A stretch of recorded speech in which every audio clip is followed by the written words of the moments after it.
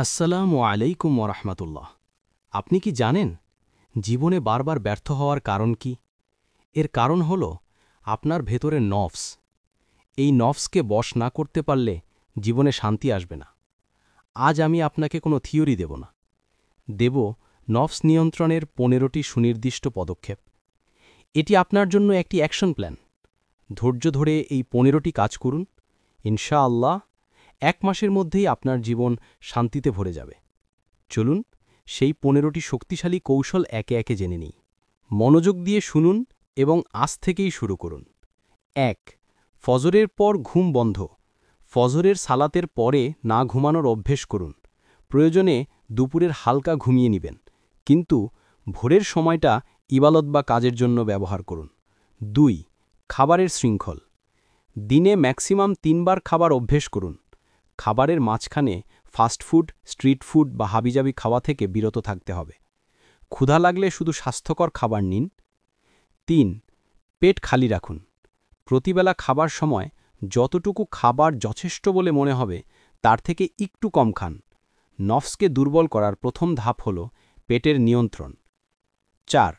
অপ্রয়োজনীয় কথা পরিহার। কোনো মন্তব্য করার আগে চিন্তা করুন, এই কথাটা না বললে কি কোনো লস আছে? না থাকলে কথা বলার দরকার নাই।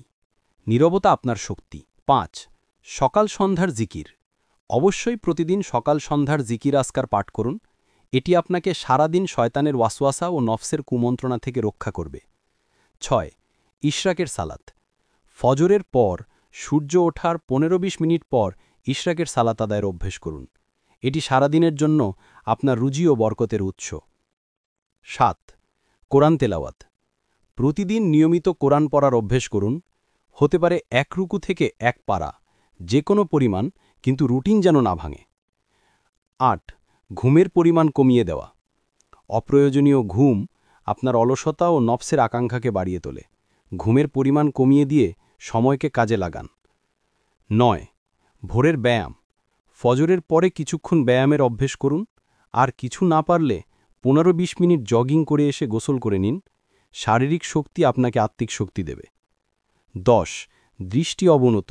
নফসের সবচেয়ে বড় দরজা চোখ। দৃষ্টি অবনত রাখুন। না পারলে ওই সব জায়গায় এড়িয়ে চলার সর্বাত্মক চেষ্টা করতে হবে। 11. সোশ্যাল মিডিয়া বর্জন। Facebook, YouTube, Twitter, social media কম ব্যবহার করুন। এটি আপনার সময়ের সবচেয়ে বড় শত্রু। 12. হেফজের টার্গেট। প্রতিদিন হেফজের একটা টার্গেট নেয়া। এটা প্রতিদিন 1 আয়াতও হতে পারে, কিন্তু টার্গেট পুরা করতে হবে। এটি আপনার নফসকে শৃঙ্খলিত করবে। 13. রাতে হালকা খাবার। বিশেষ করে রাতে ভরপেট খাওয়া পরিহার করতে হবে। হালকা খাবারই আপনাকে পরের দিনের ইবাদতের জন্য প্রস্তুত করবে। 14. রাতে সালাত ও ইস্তিগফার। রাতে ঘুমানোর পূর্বে অজু করে 2 রাকাত নফল সালাত আদায় করে নিন এবং ঘুম না আসা পর্যন্ত আস্তাগফিরুল্লাহ পড়তে থাকুন। 15. তাহাজ্জুদের অভ্যেস। নিয়মিত তাহাজ্জুদের সালাত আদায়ের অভ্যেস করুন। নফসের বিরুদ্ধে এটিই চূড়ান্ত অস্ত্র। ইনশাআল্লাহ রব্বে কারিম আপনার অন্তরকে প্রশান্ত করে দিবেন। প্রিয় দর্শক, নফসের উপর বিজয়ী হওয়া কোনো একদিনের কাজ নয়, এটি ধারাবাহিক প্রচেষ্টা। এই 15টি পদক্ষেপ আপনাকে সঠিক পথে রাখবে। এই পদক্ষেপগুলো কঠিন মনে হতে পারে, কিন্তু এর ফল হল জীবনের চূড়ান্ত শান্তি ও সফলতা।